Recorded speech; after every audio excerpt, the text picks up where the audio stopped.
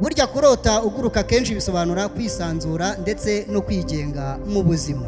Muraho bakunzi ba Landmark 250 Nation, uyu munsi tugiye kurebera hamwe ibisobanuro by'inzozi zo kurota uguruka. Ese waba warigeze kuryama ukarota inzozi ukarota uguruka, ariko kandi wakanguka ukabura ibisobanuro byabyo?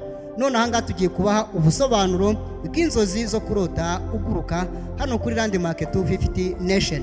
Niba uri mushya, turakwibutsa gukanda ku ijambo subscribe, ujye no muri comment utubwire izindi nzozi twazagusobanurira.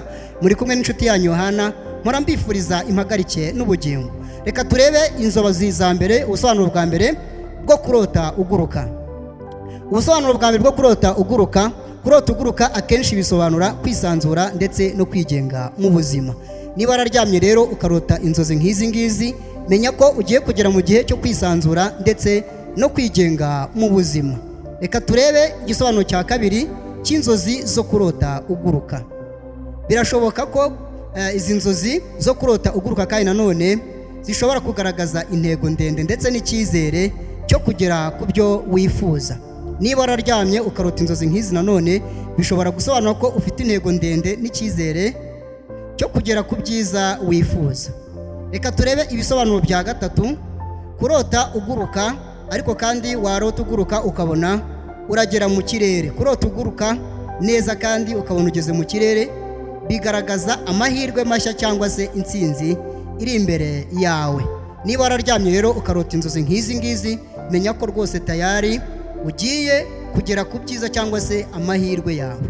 Reka turebe ubusobanuro bwa kane bw'inzozi zo kurota uguruka. Kurota uguruka utagira amababa byerekana kwiyizera ndetse no kwizera ubushobozi bwawe. Niba wararyamye rwose ukarota inzozi nk'izi ngizi, ukarota uguruka kandi nta mababa ufite, menya ko byerekana kwiyizera wowe ubwawe ndetse no kwizera ubushobozi bwawe. Reka turebe nanone ubusobanuro bwa gatanu bwo kurota uguruka. Burya kurota uguruka hejuru cyane bishobora gusobanura icyubahiro cyangwa se kuzamurwa mu buzima. Niba wararose rero inzozi nk'izi ngizi rwose, menya yuko rwose ugiye kugera mu gihe cyo kuzamurwa mu ntera. Ikindi, ugiye kugira icyubahiro cyangwa se ugiye kuzamurwa mu buzima bwawe kandi uzishima. Reka turebe ubusobanuro bwa gatandatu bwo kurota uguruka. Niba kandi nanone wararose uguruka, ibi ngibi bisobanuye iki?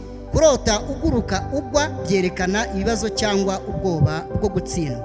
Niba warigeze kurota uguruka ariko kandi ukabona uraguruka, izi nzozi zisobanura ibibazo cyangwa se ubwoba bwo gutsinda. Reka turebe ubusobanuro bwa karindwi.